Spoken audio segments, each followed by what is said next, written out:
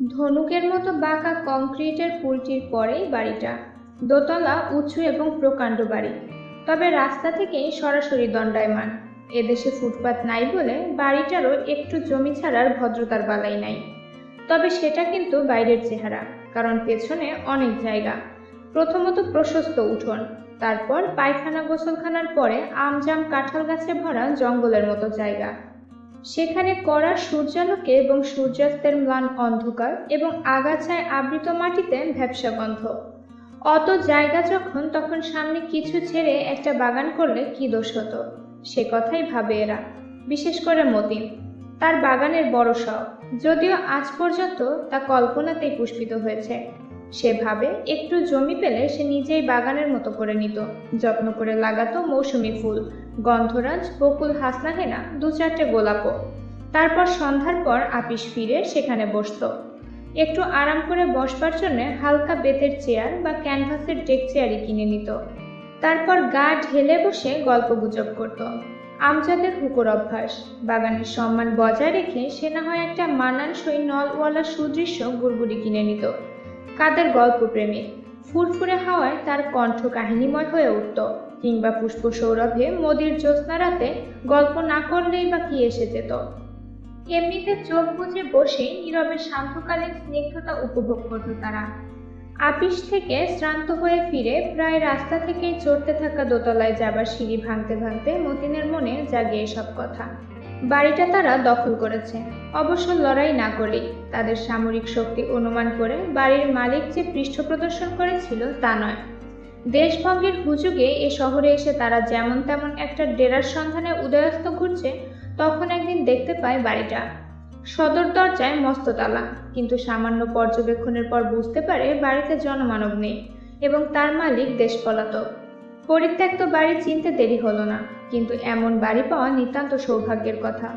সৌভাগ্যের আকস্মিক আবির্ভাবে প্রথমে তাদের মনে ভয় উপস্থিত হয়। সে ভয় কাটতে দেরি হয় না।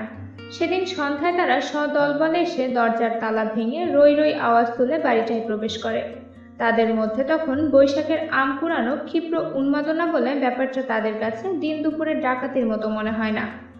কোনো অপরাধের চেতনা যদি বা মনে জাগার প্রয়াস পায়, তা বিজয়ের উল্লাসে নিমেষে তুলোধনা হয়ে উড়ে যায়। পরদিন শহরে খবরটা ছড়িয়ে পড়লে অনাশ্রিতদের আগমন শুরু হয়। মাথার উপর একটা ছাদ পাবার আশায় তারা দলে দলে আসে। বিজয়ের উল্লাসটা ঢেকে এরা বলে, কি দেখছেন, জায়গা নাই কোথাও, সব ঘরেই বিছানা পড়েছে। এই যে ছোট ঘরটি, তাতেও 4-4টে বিছানা পড়েছে। এখন তো শুধু বিছানা মাত্র, পরে 6 ফুট বাই 2.5 ফুট 4টি চৌকি এবং 2টা চেয়ার টেবিল এলে পা ফেলার জায়গা থাকবে না। একজন সমবেদনার কণ্ঠে বলে ওঠে, আপনাদের তকলিফ কি আমরা বুঝতে পারি না? একদিন আমরা কি কম কষ্ট পেয়েছি? তবে আপনাদের কপাল মন্দ, সেই হচ্ছে আসল কথা। যারা হতাশ হয় তাদের মুখ কালো হয়ে ওঠে সমবেদনা ভরা উক্তিতে। ওই ঘরটা, নিচের তলার রাস্তার ধারের ঘরটা অবশ্য খালিই মনে হয়। খালি দেখালেও খালি নয়, ভালো করে চেয়ে দেখুন, দেয়ালের পাশে শতরঞ্জিতে বাঁধা 2টি বেড। শেষ জায়গাটাও 2 ঘন্টা হলো অ্যাকাউন্টসের মোটা বদরুদ্দিন নিয়ে নিয়েছে। শালার কাছ থেকে বিছানাপত্র আনতে গেছে। শালাও আবার তার এক দোস্তের বাড়িতে বারান্দায় আস্তানা গেড়েছে। পরিবার না থাকলেও শালাটি এসেও হাজির হতো। নেহাত কপালের কথা, আবার একজনের কণ্ঠে সমবেদনায় খলখল করে ওঠে। যদি ঘন্টা 2 আগে আসতেন তবে বদরুদ্দিনকে কলা দেখাতে পারতেন। ঘরটায় তেমন কোনো আলো নেই বটে, কিন্তু দেখুন জানালার পাশেই সরকারি আলো। রাতে কোনোদিন ইলেকট্রিসিটি ফেল করলে সে আলোতেই দিব্যি চলে যাবে।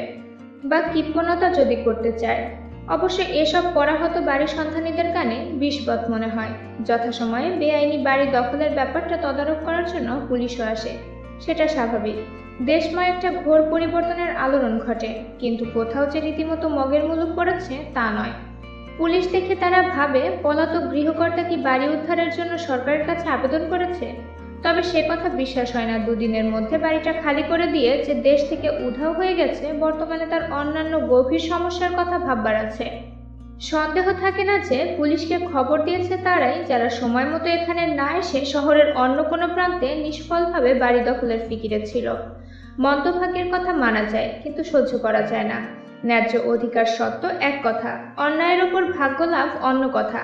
হিংসাটা ন্যায়সঙ্গত তো মনে হয়ই, কর্তব্য বলেও মনে হয়। এরা রুখে দাঁড়ায়। আমরা দরিদ্র কেরানি মানুষ বটে, কিন্তু সবাই ভদ্র ঘরের ছেলে।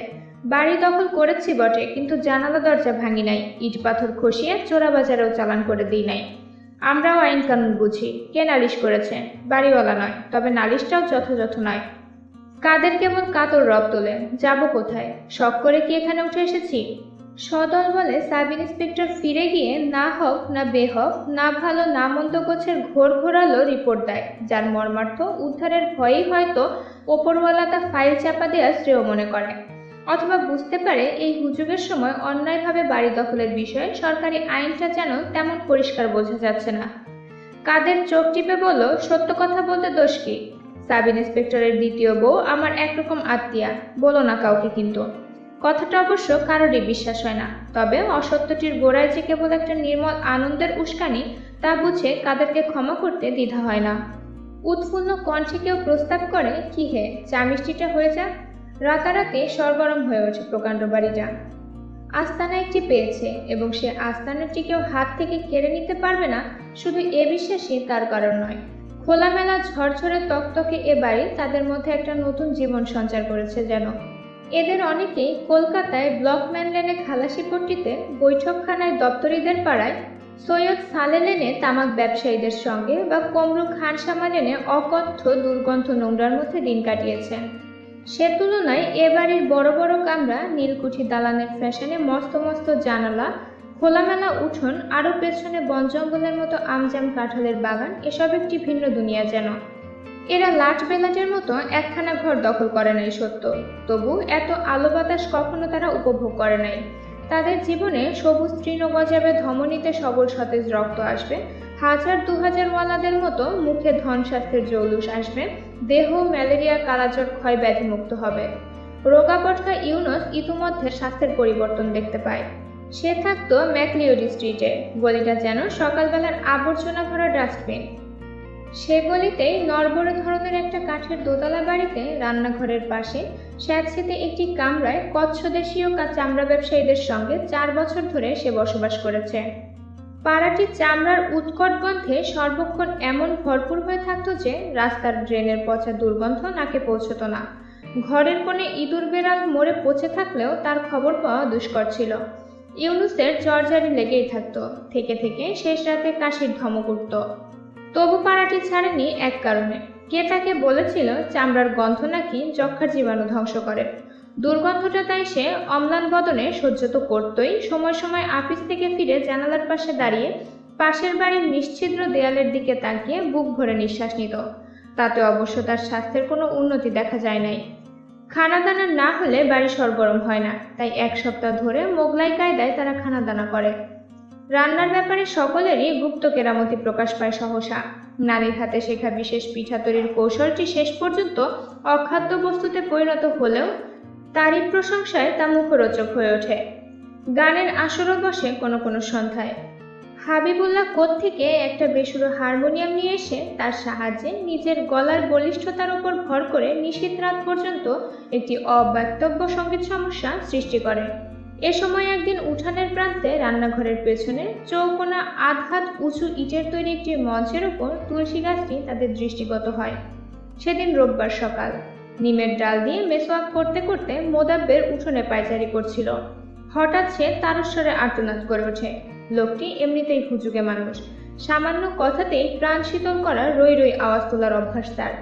তবু সে আওয়াজ উপেক্ষা করা সহজ নয়। শীঘ্রই কেউ কেউ ছুটে আসে উঠোনে। কি ব্যাপার? চোখ খুলে দেখো। কি দেখব? সাপখোপ দেখবে আশা করছিল বলে প্রথমে তুলসী গাছটা নজরে পড়ে না তাদের। দেখছো না এমন বেকায়দা আসনাধীন তুলসী গাছটা? দেখতে পাচ্ছ না? উপড়ে ফেলতে হবে এটা। আমরা যখন এ বাড়িতে উঠে এসেছি তখন এখানে কোনো হিন্দুয়ানির চিহ্ন আর সহ্য করা হবে না। একটু হতাশ হয়ে তারা তুলসী গাছটির দিকে তাকায়। গাছটি কেমন যেন মরে আছে। গাঢ় সবুজ রঙের পাতায় খয়েরি রং ধরেছে, নিচে আগাছাটাও গজিয়েছে, হয়তো বহুদিন তাতে পানি পড়েনি। কি দেখছো? মোদাব্বের হুঙ্কার দিয়ে বলে। বলছি না উপড়ে ফেলো। এরা কেমন স্তব্ধ হয়ে যায়। আকস্মিক আবিষ্কারে তারা যেন কিছুটা হতভম্ব হয়ে পড়েছে। যে বাড়ি এত শূন্য মনে হয়েছিল, ছাদে যাওয়ার সিঁড়ির দেয়ালে কাঁচা হাতে লেখা কটার নাম থাকা সত্ত্বেও যে বাড়িটা এমন বেওয়ারিশ ঠেকেছিল, সে বাড়ির চেহারা যেন হঠাৎ করে বদলে গেছে। আচমকা ধরা পড়ে গিয়ে শুষ্কপ্রায় মৃতপ্রায় নগণ্য তুলসী গাছটি হঠাৎ সেবারের অন্তরের কথা প্রকাশ করেছে যেন। এদের অহেতুক স্তব্ধতা লক্ষ্য করে মোদাব্বের আবার হুঙ্কার ছাড়ে, ভাবছো কি অত, উপড়ে ফেলো বলছি। কেউ নড়ে না। হিন্দু রীতিনীতি এদের তেমন ভালো করে জানা নেই। তবুও কোথাও শুনেছে যে হিন্দু বাড়িতে প্রতিদিন আসতে গৃহকর্ত্রী তুলসী গাছের তলে সন্ধ্যা প্রদীপ জ্বালায়, গলায় আঁচল দিয়ে প্রণাম করে। আজ যে তুলসী গাছের তলে ঘাস গজিয়েছে সে পরিত্যক্ত তুলসী গাছের তলেও প্রতি সন্ধ্যায় কেউ প্রদীপ দিত। আকাশে যখন সন্ধ্যা তারা বলিষ্ঠ একাকিত্বে উজ্জ্বল হয়ে উঠত, তখন ঘনায়মান ছায়ার মধ্যে আনত সিঁদুরের নীরব রক্তাক্ত স্পর্শে একটা শান্ত শীতল প্রদীপ জ্বলে উঠত প্রতিদিন। ঘরে দুর্দিনের ঝড় এসেছে, হয়তো কারো জীবন প্রদীপ নিভে গেছে, আবার হাসি আনন্দের ফোয়ারাও ছুটেছে সুখ সময়, কিন্তু এ প্রদীপ দেওয়া অনুষ্ঠান একদিনের জন্য বন্ধ থাকে নাই। যে গৃহকর্ত্রী বছরের পর বছরে তুলসী গাছের তলে প্রদীপ দিয়েছে সে আজ কোথায়? মতিন একসময় রেলওয়েতে কাজ করত। অকারণে তার চোখের সামনে বিভিন্ন রেলওয়ে পট্টির ছবি ভেসে ওঠে। ভাবে, হয়তো আসানসোল, বৈদ্যবাটি, লিলুয়া বা হাওড়া রেল স্টেশন পট্টিতে সে মহিলা কোনো আত্মীয়ের ঘরে আশ্রয় নিয়েছে। বিশাল ইয়ার্ডের পাশে রোদে শুকোতে থাকা লাল পাড়ের একটি মসৃণ কালো শাড়ি সে যেন দেখতে পায়। হয়তো সে শাড়িটি গৃহকর্ত্রীরই। কেমন বিষণ্ণভাবে সেই শাড়িটি দোলে স্বল্প হাওয়ায়, অথবা মহিলাটি কোনো চলতি ট্রেনের জানালার পাশে যেন বসে, তার দৃষ্টি বাইরের দিকে। সে দৃষ্টি খোঁজে কিছু দূরে, দিগন্তের ওপারে। হয়তো তার যাত্রা এখনো শেষ হয় না, কিন্তু যেখানেই সে থাকুক এবং তার যাত্রা এখনো শেষ হয়েছে কি হয় নাই, আকাশে যখন দিনান্তের ছায়া ঘনিয়ে ওঠে তখন প্রতিদিনের তুলসীতলার কথা মনে হয় বলে তার চোখ হয়তো ছলছল করে ওঠে। গতকাল থেকে ইউনিসের সর্দি সর্দি ভাব। সে বলে, থাক না ওটা, আমরা তো তা পুজো করতে যাচ্ছি না, বরঞ্চ ঘরে তুলসী গাছ থাকা ভালো। সর্দি কফে তার পাতার রস বড়ই উপকারী। মোতাব্বের অন্যদের দিকে তাকায়, মনে হয় সবারই যেন তাই মত। গাছটি উপড়ানোর জন্য কারো হাতে গিয়ে আসে না। ওদের মধ্যে এনায়েত একটু মৌলবী ধরনের মানুষ, মুখে দাড়ি, 5 ওয়াক্ত নামাজও আছে। সকালে নিয়মিতভাবে কোরআন তেলাওয়াত করে, সে পর্যন্ত চুপ। প্রতি সন্ধ্যায় গৃহকর্ত্রীর সজল চোখের দৃশ্যটি তার মনেও জাগে কি? অক্ষত দেহে তুলসী গাছটি বিরাজ করতে থাকে। তবে এদের হাত থেকে রেহাই পেলেও এরা যে তার সম্বন্ধে পর মুহূর্তেই অসচেতনতায় নিমজ্জিত হয় তা নয়, বরঞ্চ কেমন একটা দুর্বলতার ভাব। কর্তব্যের সম্মুখে পিছপা হলে যেমন একটা অস্বচ্ছন্দতা আসে, তেমন একটা অস্বচ্ছন্দতা তাদের মনে জেগে থাকে। তারই ফলে সেদিন সান্ধ্য আড্ডায় তর্ক ওঠে। তারা বাগবিতণ্ডার স্রোতে মনের সে দুর্বলতা, অস্বচ্ছন্দতা ভাসিয়ে দিতে চায় যেন। আজ অন্যান্য দিনের মতো রাষ্ট্রনৈতিক, অর্থনৈতিক আলোচনার বদলে সাম্প্রদায়িকতাই তাদের প্রধান বিষয়বস্তু হয়ে ওঠে। ওরাই তো সবকিছুর মূলে, মোদাব্বের বলে। উলঙ্গ বাল্বের আলোয় তার সযত্নে মেসওয়াক করা দাঁত ঝকঝক করে। তাদের নিচতাহীনতা গোড়ামির জন্যই তো দেশটা ভাগ হলো। কথাটা নতুন নয়, তবু আসছে উক্তিতে নতুন একটা ঝাঁজ। তার সমর্থনে এবার হিন্দুদের অবিচার অত্যাচারের অশেষ দৃষ্টান্ত পেশ করা হলো। অল্প সময়ের মধ্যে এদের রক্ত গরম হয়ে ওঠে, শ্বাস প্রশ্বাস সংকীর্ণ হয়ে আসে। দলের মধ্যে বামপন্থী বলে স্বীকৃত মকসুদ প্রতিবাদ করে, বলেন বড় বাড়াবাড়ি হচ্ছে নাকি? মোদাব্বেরের ঝকঝকে দাঁত ঝিলিক দিয়ে ওঠে। বাড়াবাড়ি মানে? বামপন্থী মকসুদ আজ একা, তাই হয়তো তার বিশ্বাসের কাঁটা নড়ে। সংশয়ে দুলে দুলে কাঁটাটি ডান দিকে হেলে থেমে যায়। কয়েকদিন পরে রান্নাঘরের পাশ দিয়ে যাবার সময় তুলসী গাছটা মোদাব্বেরের নজরে পড়ে। সে একটু বিস্মিত না হয়ে পারে না। তার তলে যে আগাছা জন্মেছিল সে আগাছা অদৃশ্য হয়ে গেছে। শুধু তাই নয়, যে গাঢ় সবুজ পাতাগুলি পানির অভাবে শুকিয়ে খয়েরি রং ধারণ করেছিল সে পাতাগুলি কেমন সতেজ হয়ে উঠেছে। সন্দেহ থাকে না যে তুলসী গাছটির যত্ন নিচ্ছে কেউ, খোলাখুলিভাবে না হলেও লুকিয়ে লুকিয়ে তার গোড়ায় কেউ পানি দিচ্ছে। মোদাব্বেরের হাতে তখন একটি কঞ্চি, সেটি সা করে কচু কাটার কায়দায় তুলসী গাছের ওপর দিয়ে চালিয়ে দেয়, কিন্তু ওপর দিয়েই, তুলসী গাছটি অক্ষত দেহেই থাকে। অবশ্য তুলসী গাছের কথা কেউ উল্লেখ করে না। ইউনুসের সর্দি সর্দি ভাবটা পরদিন কেটে গিয়েছিল। তুলসী পাতার রসের প্রয়োজন হয় নাই তার।